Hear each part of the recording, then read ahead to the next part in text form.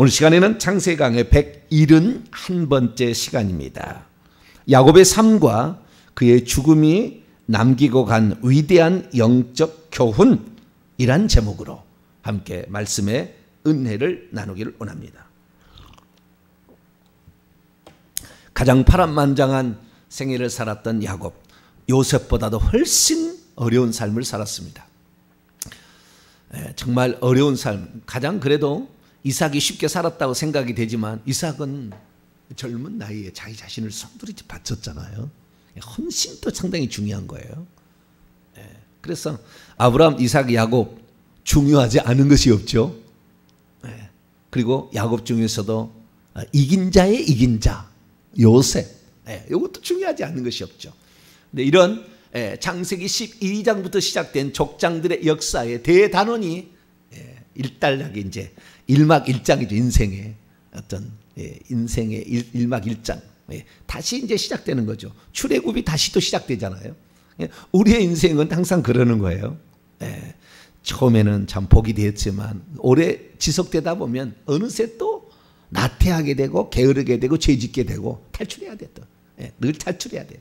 그래서 오늘 우리가 이제 탈출을 해서 고센 땅에서 안식을 취하는 야곱의 대단원의 마지막을 오늘 점검하면서 야곱이 우리에게 들려주는 교훈이 무엇이고 우리의 인생에 대단원을 내리게 되는 순간 내가 눈을 감을 때 어떻게 감아야 될 것인가, 그 부분을 오늘 본문 말씀이 말해주고 있습니다. 사람의 인생은 긴 것 같지만 다 똑같아요. 다 이런 삶을 살다 가요. 우리가 아직 더 오래 살 사람도 있지만 어느 순간 가면 다 이렇게 갑니다. 그래서 그 마지막 갈 때 어떤 모습으로 갈 것인가, 저는 이 요셉의 어떠한 그 마지막을 꼿꼿한 모습이었다, 그렇게 표현하고 싶어요. 다시 말해서 그 야곱의 이 그 죽음은 어떻게 죽냐면 자기가 지팡이를 짚고 침상에 앉아서 2명의 손자들 에브라임, 므낫세를 축복하고 12명의 아들을 불러다가 베냐민까지 축복을 끝낸 다음에 그 아들들에게 12아들들에게 마지막으로 유언을 남깁니다. 유언은 내가 종로에다가 땅을 하나 사놨는데 그거 루벤 가져라. 아니 루벤 너는 장자니까 베냐민 너 막내 가져. 이 얘기 안 했어요. 그 얘기 안 했다고. 근데 자우지가 유언을 딱 마지막 12아들에게 유언을 마지막 딱 하고 그리고 침상에 눕습니다. 지팡이를 놓고 침상을 쫙 누워요. 침상에 눕고 발을 딱 거두어서 정확하게 쫙 모읍니다. 그리고는 조용히 숨을 딱 거두게 되죠. 죽을 때 어떻게 죽을지 모르고 터져서 죽으면 불쌍한 거예요. 죽을 때 딱 정돈하고 죽을 수 있는 모든 것을 완료하고 쫙 죽잖아요. 평안하게. 그 눈을 누가 감겨주느냐? 요셉이 감겨줍니다. 요셉이. 그것은 하나님께서 그렇게 말씀을 했죠. 자, 우리가 앞을 잠깐 볼까요? 창세기 46장. 야곱이 애굽으로 들어갈 걸 주저하고 있었을 때 걱정하지 마라. 들어갔다가 횃불 언약처럼 다시 430년 만에 나오게 될 거니까 걱정하지 마라. 거기서 너희 종족이 번성돼야 된다 얘기를 하고 4절 보면 내가 너와 함께 애굽으로 내려가겠고 반드시 너를 인도하여 다시 올라올 것이며 요셉이 그의 손으로 내 눈을 감기게 될 것이다. 그렇기 때문에 야곱은 어제도 말에 실수를 했어요. 보니까 이 해를 옷 입은 여자가 창세기 12장에 나왔다고. 창세기 12장이 아니라 요한계시록 12장인데 가끔 가다가 말을 하고 있는데 말은 딴 말 하고 있어요. 가끔 틀리면 알려주세요. 김명환 집사님, 목사님 그거 아닌데 알려주세요. 야단 아닙니다 그거. 제가 실수하면은 왜냐면 방송이 나가니까 이게 돌이킬 수가 없어요. 그러니까 혹시 틀리면 빨리 알려주시라고. 목사님 그거 아니시라고. 우리 성도도 수준이 상당하니까 이렇게 알려주세요. 자, 요셉이 그의 손으로 내 눈을 감기라 그러니까 요셉을 불러다가 유언을 하는 거예요. 자, 47장을 또 47장을 또 볼까요? 47장 27절부터 이제 나오는데요. 29절입니다. 이스라엘이 죽을 날이 가까움에 그의 아들 요셉을 불러서 이르기를 이제 내가 내게 은혜를 입었거든 청하노니 내 손을 내 허벅지에 아래 넣고 인애와 성실함으로 내게 행하여 애굽에서 나를 매장하지 않도록 하라. 내가 조상들에게 눕거든 너는 나를 애굽에서 메어다가 조상의 묘지에 장사하라. 요셉이 이르되 내가 아버지의 말씀대로 하겠다. 그러니까 눈을 요셉이 감길 것이며 그 다음에 그 요셉에게 감기니까 너가 나를 반드시 이 애굽 땅에 묻지 말고 내 몸을 시신을 반드시 내 조상의 묘실에 매장을 해다오 라고 요청을 해서 요셉이 그대로, 요셉은 참 효자예요. 요셉 참 효자입니다. 아버지를 얼마나 그리워하고 사랑하고 얼마나 아버지에게 효자인지 몰라요. 네. 그래서 그 아버지에게 그대로 예 그러하겠나이다. 세겜 땅에 형 그 갔다 오라고 할 때 형이 죽여버리잖아요. 그 죽이려고 하잖아요. 그래도 갔다 오라 할 때 예 그러하겠나이다. 마찬가지요. 예 그러하겠나이다. 딱 정확히. 여러분 부모의 말씀에 순종해야 됩니다. 할렐루야. 이게 자식된 도리고 이것이 하늘의 복을 받는 거예요. 이 부모에게 하는 자가 하나님 아버지도 공경하는 거예요. 부모님에게 불순종하고 부모님이 거역적인 사람은 하나님도 그렇게 섬겨요. 회개를 많이 하셔야 돼요. 그런 사람들은 회개를 많이 하셔야 돼요. 부모가 아무리 못된 부모라도 나의 부모이기에 그는 존경받으기에 합당하고 네, 나의 부모 나를 낳아주셨기에 훌륭한 분이에요. 무조건 훌륭한 분이에요. 네, 저희 어머니 아버지는 초등학교도 나오지 않았어도 나는 가장 존경합니다. 두 분을 존경해. 네, 얼마나 그 성실히 살았는지 두 분을 존경해. 물론 나쁜 일도 했긴 했죠. 그렇지만 내 가슴 속에는 항상 자식들을 향한 그 사랑, 끝없는 그 사랑, 저는 기억을 해요. 우리 제가 간증에서도 기억을 했지만 부모님 우리는 공경하며 살아야 합니다. 그런데 이제 죽고 이렇게 했는데요. 여러분 요셉에게 이렇게 맡겼다는 것은요. 요셉이 장례를 누구한테 맡기는 겁니까? 장례를 원래 장정하는 거잖아요. 장자가 완장이 아니고 뭐죠? 자리 완장 차죠. 검정옷에 노란색 이렇게 하는 완장을 찹니다. 상주라고 얘기를 하는데 그 상을 당할 때 장례를 집행하는 주인이죠. 상주. 맏아들이 합니다. 맏아들이. 그러니까 요셉을 맏아들로 지금 치고 있다라는 것을 말해줍니다. 그래서 결국에 이 야곱이 눈을 감습니다. 야곱의 이 눈을 감은 이 죽음 다음에 그리고 50장 1절부터 14절까지는 장례가 기록되어 있습니다. 그래서 앞절에서는 야곱의 죽음, 그 다음에 야곱의 장례가 기록되어 있죠. 야곱의 장례를 보게 되면 정말 이 야곱의 장례는 성대한 장례식입니다. 성대한 장례식이야. 이렇게 큰 장례식이 없을 정도로 고대의 자료를 조사해 보면 애굽의 왕이 죽으면 72일을 애곡했답니다. 72일을. 그런데 3절 보면 70일 동안 그를 애곡하니까 이틀 모자라요. 왕족에 준하는 애굽 왕에 준하는 장례식을 치릅니다. 장례가 그 위대하고 훌륭한 사람일수록 장례 날짜가 길잖아요. 장례가 길어.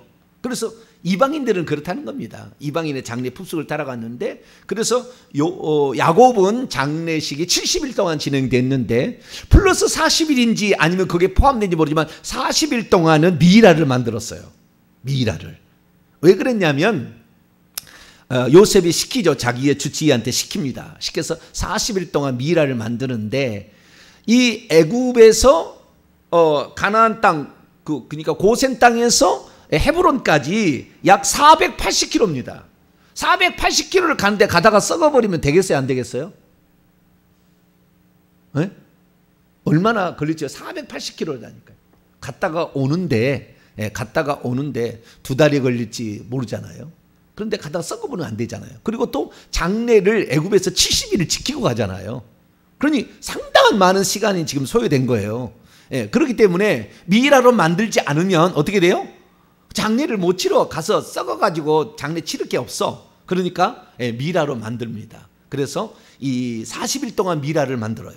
그 애굽에 지금도 놀라운 위대한 업적이잖아요. 미라 만드는 거. 썩지 않게 만드는 거. 그래서 그렇게 해서 치러지는데 이것이 애굽의 국장으로 치러지게 되죠. 7절 50장 7절 말씀 보면 바로의 모든 신하와 바로의 궁의 원로들과 애굽 땅의 모든 원로와 이 애굽에 있는 대표자들이 다 참여한 거예요. 왕을 제외한 다 참석했다고요. 높은 꼭대기 있는 사람들은. 그 다음에 8절 요셉의 온 집과 그의 형제들과 그의 아버지의 집이 모든 그 가족들이 어린아이 삐약삐약하는 것을 제외하고는 다 참석을 해서 그 480km나 된 데를 갔다 오는데 9절 말씀 보니까 전차와 기병 부대도 따라가서 북한 같은 경우는 아직도 그런 게 있어가지고 차를 딱 손을 딱 짚고 가잖아요.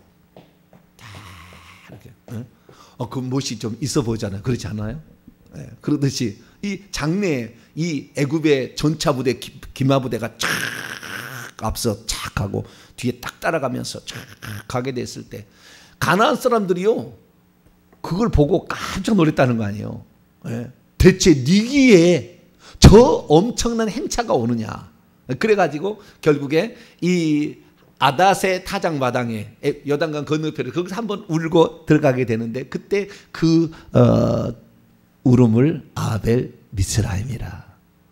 아벨 슬픔 허무 이런 거잖아요. 그래서 애굽의 슬픔이라 이렇게 표현을 할 정도로 그래서 엄청난 그 성대한 장례식이 치러지게 됩니다. 예배 안 드렸어요.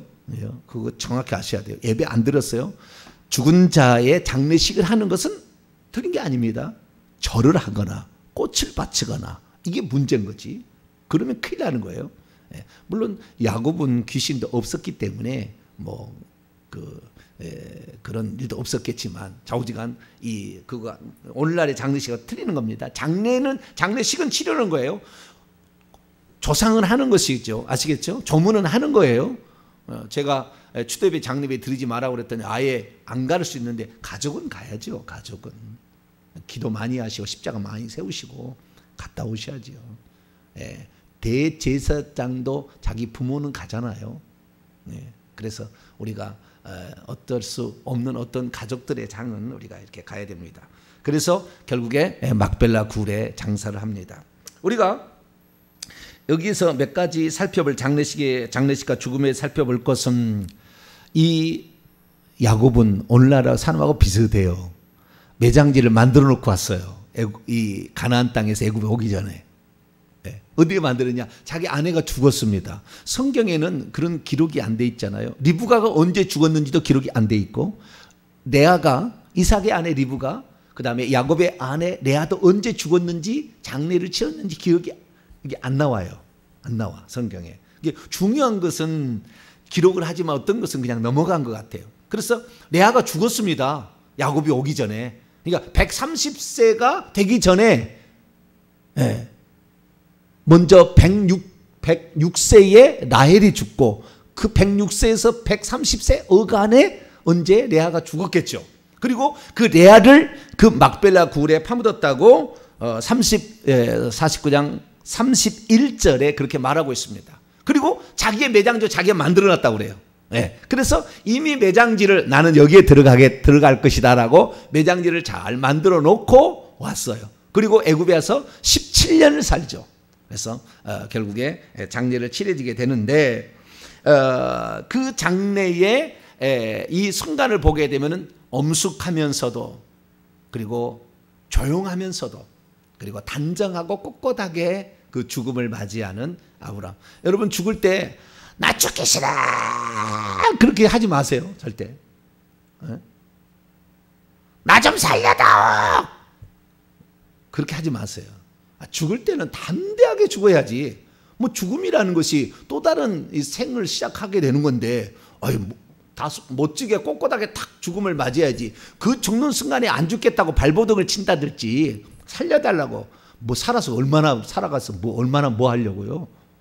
그냥 때가 되면은 하나님 부르라면 나로라 부르시니 할렐루야하고 가야지. 언제라도 저는 빨리 갔으면 좋겠지만 그러나 할 일이 있기 때문에 제가 요즘 보면은요 수염을 밀잖아요. 수염을 밀 때 어떤 생각이냐면 야 55세라고 어떤 의사가 그때부터 노인이라고 그러더니 55세가 되니까 수염도 흰 수염이 나요. 그래서 야 저는 새벽마다 이거 깎아야 되잖아요. 방송 나가니까. 예? 안 깎을 수는 없잖아요. 생마다 깎을 때마다 야, 나이가 이제는 들어가는구나 그런 생각이 합니다. 근데 어쨌든 우리의 죽는 순간에 의연하게 죽음을 맞이할 수 있게 축원합니다. 항상 죽음을 예비해야 돼요. 죽음을 예비해야 돼요. 자, 그러면 이 요셉의 이 죽음, 이 요셉의 삶과 죽음이 우리에게 미치는 중요한 교훈은 무엇일까요? 우리는 이 요셉이 아니라 야곱이죠. 야곱의 이 죽음, 삶과 죽음이 우리에게 미치는 그런 영적 교훈을 우리는 잘 새겨드려야 합니다. 이 야곱의 삶을 그의 목소리로 창세기 47장 9절에 의하면 험악한 세월을 보냈나이다 이거 아니에요? 네. 험악한 세월을 보냈지만 마지막에 죽을 때는 축복된 죽음이에요. 왜? 자기 아들들을 다 어디에서 외관에서 어디에서 그냥 죽은 게 아니라 뭐 교통사고로 뭐 죽은 게 아니라 자식들이 다 보는 앞에서 12아들을 불러다 놓고 마지막 유언까지 다 하고 이렇게 죽었으니까 그의 죽음이 이제는 좀 그래도 멋진 죽음이다 이렇게 말할 수가 있겠습니다. 그는 차자로 태어났습니다. 쌍둥이 형인 에서 밑에 태어났죠. 그런데 자기 할아버지 아브라함과 15년을 살면서 아브라함에게 중요한 얘기를 듣습니다. 하나님이 우리 가문에 주신 축복이 있다. 우리는 하나님께서 복을 주셔서 자손이 번성하게 될 것이고 그 다음에 젖과 꿀이는 가나안 땅을 영원한 기업으로 준다고 그랬다. 그 약속의 말씀을 15년 동안 들어요. 그러면서 야곱은 장막에 거주하는 자, 에서는 들사람이었다. 활을 쏘고 짐승을 사냥하는 사람이었는데 야곱은 장막에 거하면서 아브라함에게 다 얘기를 들은 거죠. 엄마 리브가에게 얘기를 듣는 거예요. 그래서 장자권을 사모했죠. 그래서 16살 무렵에 팥죽으로 한 그릇으로 형의 장자의 명분 권리를 삽니다. 그것이 일평생에 이제 에서의 그 마음에 걸렸죠. 그런데 에서가 거기 있다가 아버지의 말씀을 듣지 아니하고 돌아다니다가 결국에 해족 속의 여인들을 아내로 40세에 결혼합니다. 야곱은 83세에 결혼하니까 43년이 결혼이 늦어요. 한 세대가 늦어요. 한 세대가. 아들들을 비교해보면 세대가 한 세대가 늦어요. 늦게 결혼한 거예요. 그래서 이 40세에 자기 형이 결혼했고 76세에 이제 죽기 전에 이삭이 축복한다고 해가지고 결국에 어머니하고 해서 축복권까지 받게 되자 형이 죽이려고 하죠. 그래서 76세에 도망을 쳐서 20년 동안 외삼촌 라반의 집에서 살지 않습니까? 20년. 그래서 그 20년 76세에서 96년까지 사는데 7년 뒤에 83세에 결혼을 하죠. 7년 동안 열심히 일해가지고 일주일 뒤에 다시 레아 라헬을 얻어서 그 뒤에 다시 또 비라와 실바를 얻어서 결국에 4명의 부인을 자기가 주고 싶은 게 아니라 외삼촌이 그렇게 해가지고 어쩔 수 없이 그렇게 된 거예요. 그래서 어쨌든 그렇게 해서 4명의 부인을 통하여 11명의 아들과 1명의 딸을 데리고 오게 되고 세겜 땅에 머물렀으나 10년 동안 머물렀다가 왜 거기에 머물렀는지 모르지만 자우지간 10년 동안 거기에서 머물러 직접 가지 않고 있다가 아마 예서를 두려워했던지 뭐 자우지간 뭐 이거 있겠죠. 그러다가 하나님의 말씀을 듣고 베델로 올라가는 말을 듣고 106세에 올라가다가 자기 아내 라헬이 베들레헴에서 죽고 그때 태어난 아들이 베냐민. 그래서 다시 106세에 다시 가서 120세에 아버지가 있는 곳에 아버지의 사망을 보게 되고 116세에 가서 120세에 사망하게 되고 130세에 애굽으로 가게 되는데 130세가 어떤 때냐? 자기 아버지 이삭이 죽던 해예요. 130세가 자기 아버지 이삭이 죽던 해고 그 130세가 이 요셉은 40세 되었던 때죠. 요셉이 40세. 그때 애굽으로 이주하게 되고 애굽에 이주해서 147세에 인생을 마감하게 됩니다. 그러면 제가 생각할 때에 나그네 길 험악한 세월을 보냈다라고 얘기를 하고 그 다음에 애굽에서 죽기까지 그의 삶을 되돌아본다고 한다면 그의 삶은 76세부터 힘든 삶이었다 생각이 듭니다.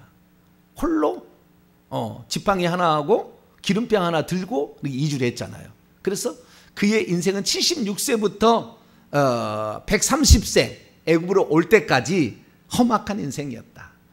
첫 번째는 부인을 얻고 자식을 얻을 때 외삼촌에게 엄청 당했고, 다시 돌아와서는 자식들 때문에 힘들었어요.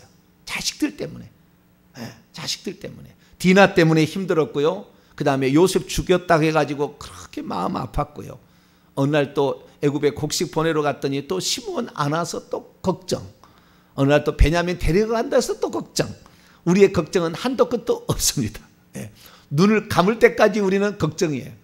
그러니까 걱정인데, 그래서 우리가 이런 삶을 보게 되면 우리가 세상을 살았을 때 무엇을 중심으로 사느냐. 그냥 야곱의 인생은 이런 굴곡진 인생이 있었지만 항상 무슨 생각이 있었냐면, 나는 언약의 계승자가 되리라, 이 생각이 항상 있었어요. 언약의 계승자가 되리라. 그러니까 그 영적인 열망이죠.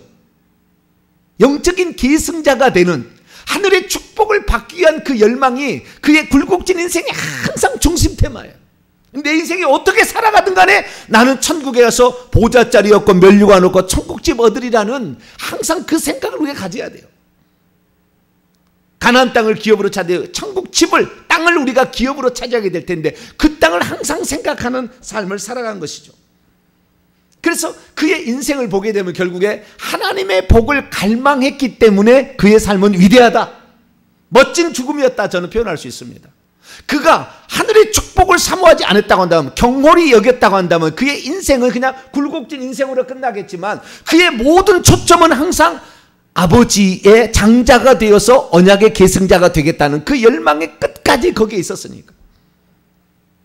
약간의 방법은 옳지 않은, 정당하지 않는 것도 있었으나 그 장자의 축복권, 그래서 창세기 38장에 다말이 자기 태로서 그 장자를 낳겠다라는, 언약 계승자를 낳겠다는 그 열망을 알고 마태복음 1장의 족보에 다말의 이름을 올렸듯이, 마찬가지로 야곱은 그 열망, 그래서 성부 성자 성령의 성령 시대를 상징하는 야곱의 시대에 가장 중요한 것은 하늘의 영적인 축복을 받고자 하는 강력한 열망을 우리는 가져야 된다. 이것이 창세기가 보여주는 마지막 교훈이에요.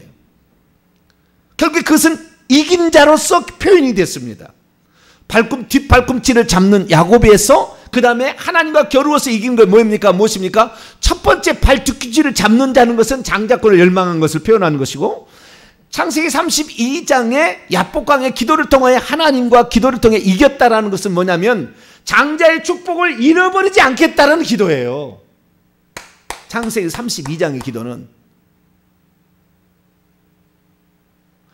얻은 장자의 축복을 잃어버리지 않겠다는 기도라고. 그걸 놓치지 않겠다는 거. 그러니까 그의 인생에 이름이 두 번 있잖아요. 야곱과 이스라엘인데 이 두 번의 이름이 그의 인생을 말해주는 겁니다. 야곱이라는 인생은 나는 장자권을 사모합니다 이거잖아요. 이거 살아가는 거예요. 그러다가 이스라엘로 바뀌는 건 뭡니까? 나는 이것을 빼앗기지 않겠다는 거 아니에요.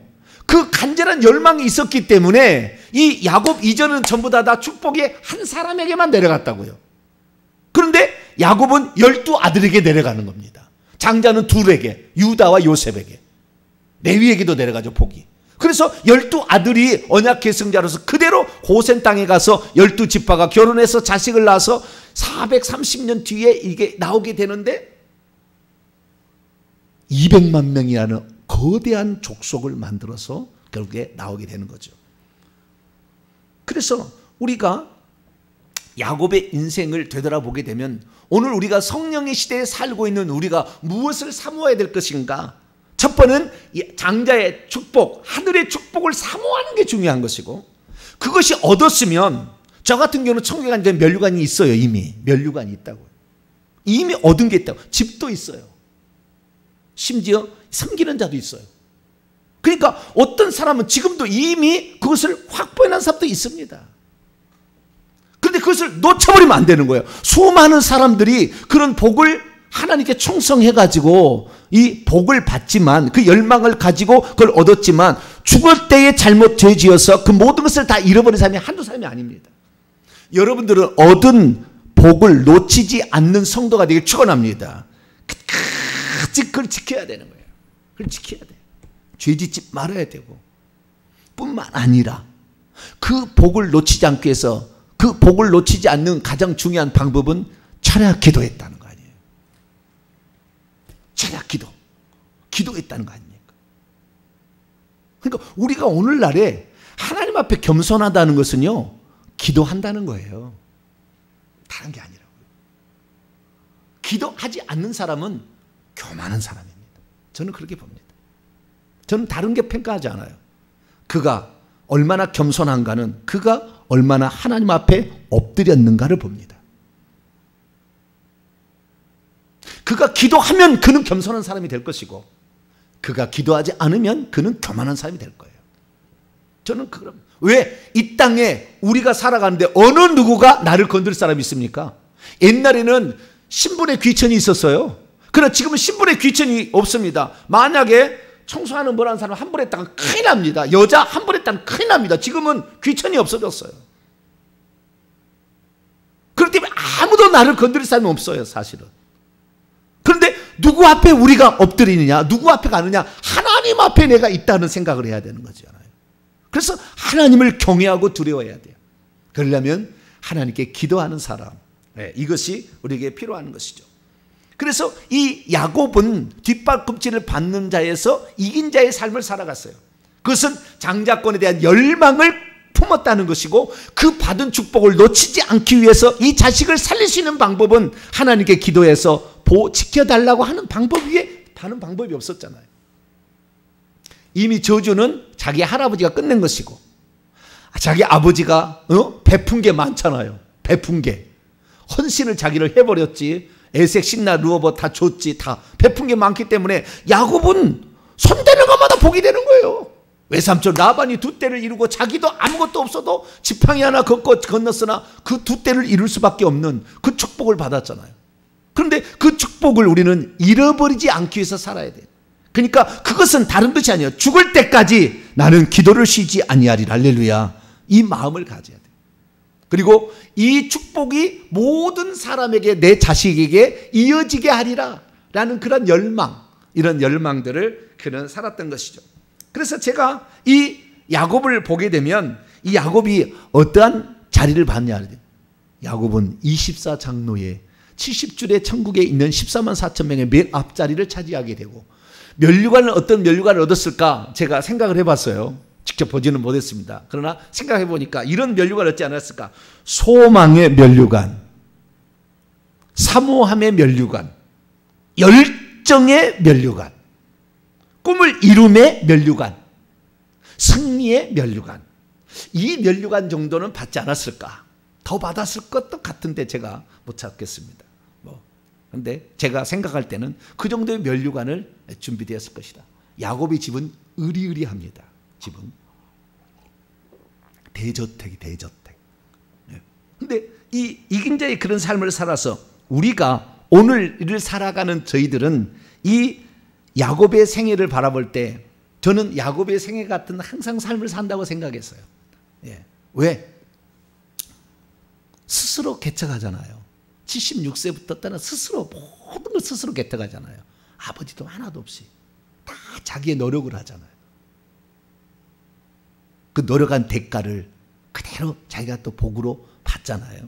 그래서 이 야곱의 인생은 상당히 힘든 여정이었으나 의미 있고 가치 있는 인생이었다라고 평가를 하게 되고, 이 야곱은 베델에서 자기가 꿈을 꾼 것이 그게 항상 마음에 있었던 것 같아요. 그래서 네가 어디로 가든지 내가 너를 지키며 이 땅으로 돌아올 때까지 너를 지켜준다는 그 하나님의 그 말씀을 항상 마음에 새겼고, 그 나타나신 그 하나님이 말씀하실 때 베델로 올라가라 그러면 가고, 애굽으로 가라 그러면 가고, 항상 하나님 말씀을 순종했어요. 정확하게 하나님 말씀에 토시 하나도 틀리지 않은 거 기억했다가 요셉에게 너가 나의 눈을 감기라 딱 얘기합니다. 12아들을 놓고도 정확하게 하나님 말씀을 하나도 토시 하나 틀리지 않게 딱 기억했다가 그대로 그런 삶을 살았던 것이죠. 그래서 그의 삶은 일생에 76세부터 130세까지 바람 잘 날 없는 삶이었어.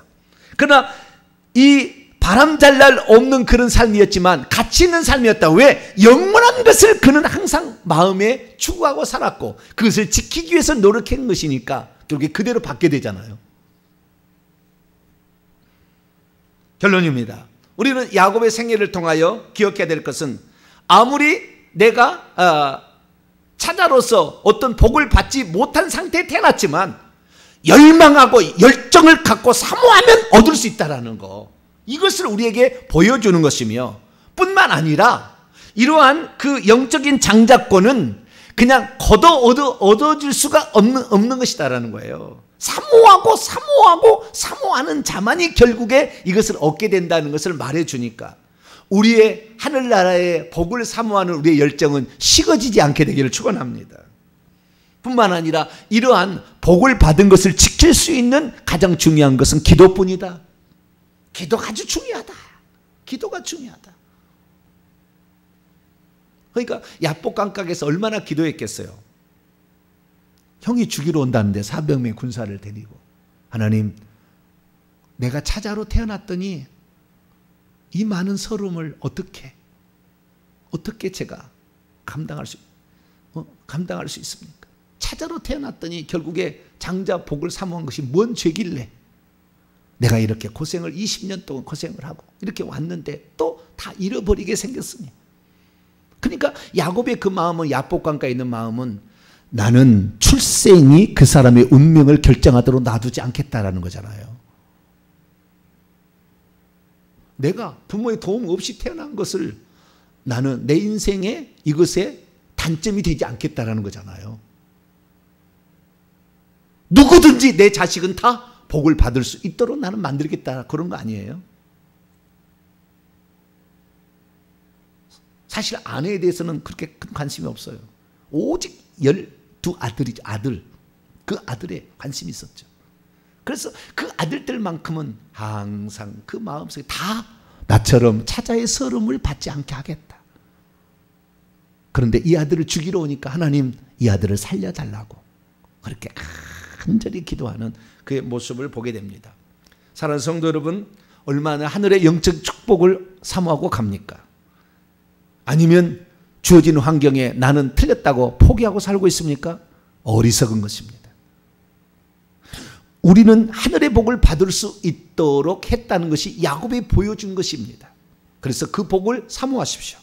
그리고 그 복을 얻기 위해서는 고난도 고통도 찾아올 때 절대 이것을 고난이 여기지 마시고 하나님께서 나에게 복을 주시는 절차다 생각하시고, 뿐만 아니라 이 주어진 복을 단나도 잃어버리지 않기 위해서 끝까지 겸손하십시오.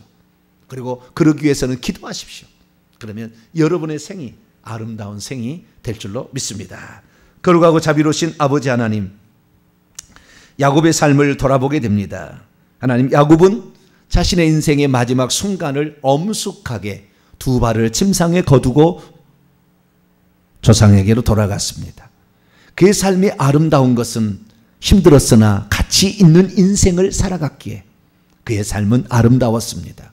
우리의 인생 죽는 순간에 내가 힘들었지만 가치 있는 인생을 살았을까 돌아볼 때 후회 없는 삶을 살 수 있도록 도와주옵소서. 우리 주 예수 그리스도의 이름으로 기도하옵나이다.